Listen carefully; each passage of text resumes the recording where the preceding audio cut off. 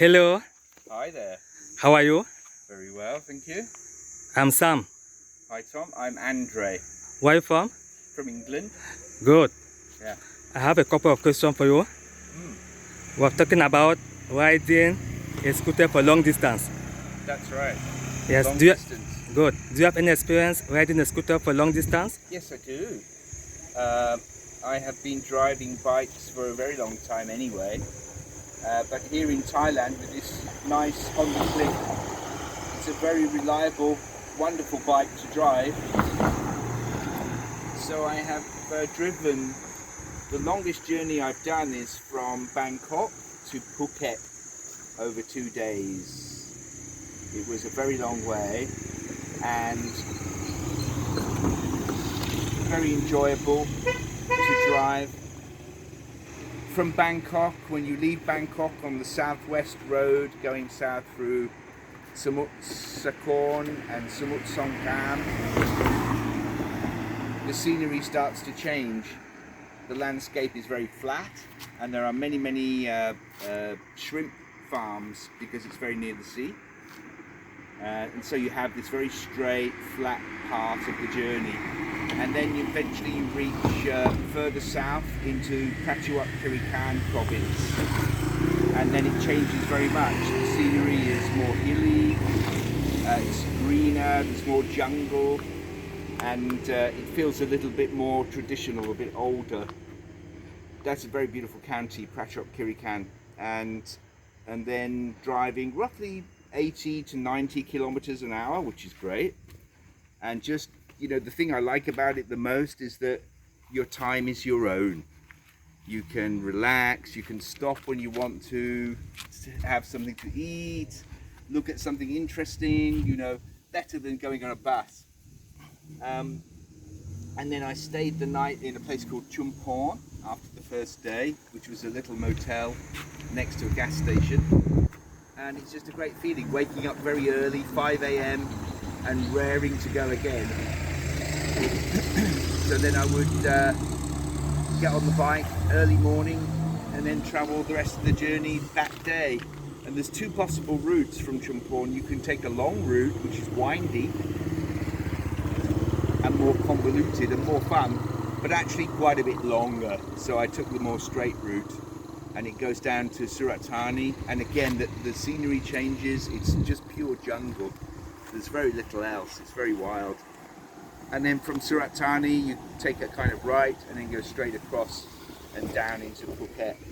And I remember the feeling when you're crossing over the bridge, Saracen Bridge, going into Phuket, onto the island, it's just a great feeling. Having come all the way from busy, dirty, smelly Bangkok into this beautiful environment, Phuket's great. So I always enjoy that kind of trip. The whole thing was maybe 13 hours of driving, but of course you take a break every 2 hours or so. It's wonderful. So I recommend it. Maybe with a bigger bike, but this bike certainly did the job. Okay, why did you decide to ride a scooter from Bangkok to Phuket? Why did I what, sorry? Why did you decide to ride a scooter? Because, as I say, that if you go on the bus or even fly, you're at the mercy of the people driving their vehicle. You have to do what they do. You have to sit in a seat. But on the bike, you can stop whenever you want. So that's one of the reasons. The other is cost, of course, because it's very cheap for gasoline in Thailand anyway. But on the motorbike, you know, maybe $20 the whole journey for gasoline, probably less. So it's just more enjoyable. You can stop and look at scenery and take breaks. That's why. Okay, which season was it? Which Season? Was season? it? Yeah. When I drove down, it was, I think it was August, so similar to now. It was the rainy season. Rainy season. Yeah, the peak of the rainy season.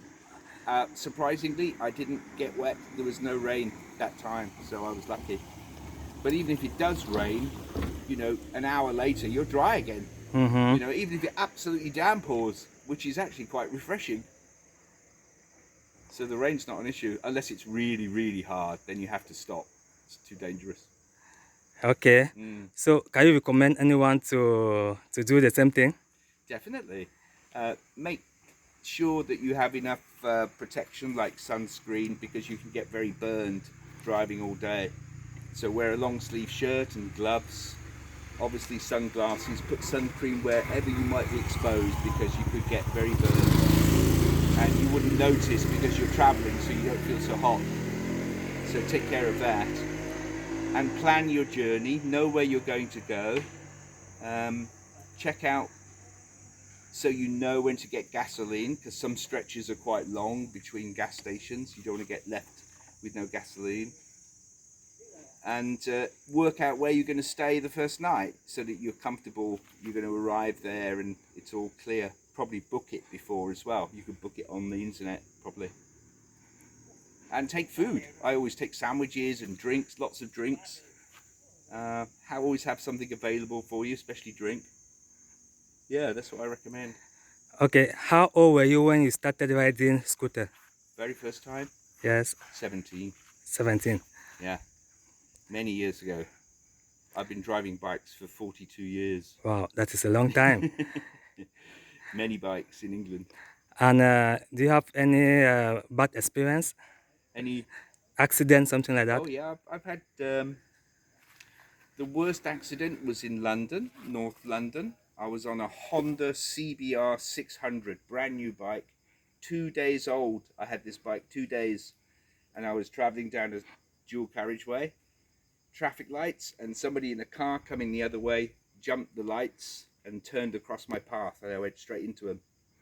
And I went over the top of them and landed on the floor unconscious. Woke up in hospital, but fortunately very little damage. Just this collarbone was slightly torn, but it's never been a problem, so I was very, very lucky. Apart from that, I've never hit a car. I've dropped the bike a few times, but no serious accident, thank God. Okay, nice. So how is it like riding a bike in London and Thailand? It depends where in Thailand. If it's Bangkok, then it's a little bit similar because London's very, very busy and Bangkok's very, very busy. And most bikers will drive between the cars when the cars are stationary. You can weave in and out of them. I used to do that a lot in London, so I'm used to it. But it's not a very safe practice because people can jump out, cars can move. So actually for that, it's very similar. But the rest of Thailand, of course, it's a very different. Here in Krabi, there's very little traffic, certainly at the moment. So most of the time you drive, you don't really see another vehicle. Usually, it's very quiet.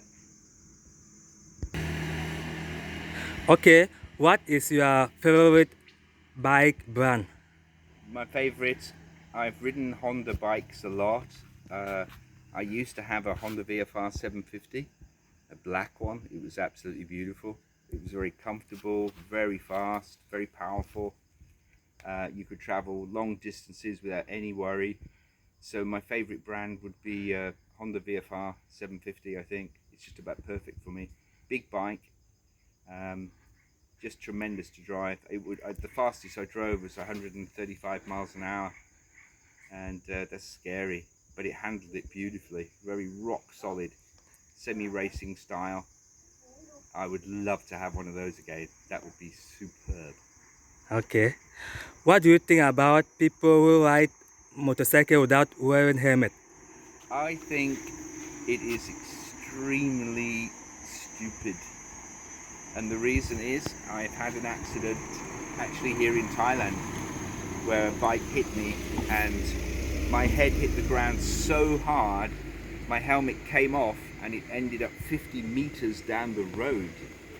Now, if I had not have been wearing my helmet, I would be dead. It's as simple as that. So why take the risk? Not just the helmets, but people here, they have a problem with their rear tail lights. They don't work. They drive without lights in the night. And of course they drive dangerously. They drive on the wrong side of the road. They will cross your path. So I think people that do that, they have never had an accident. But after you have one, you realize how vulnerable how vulnerable you are.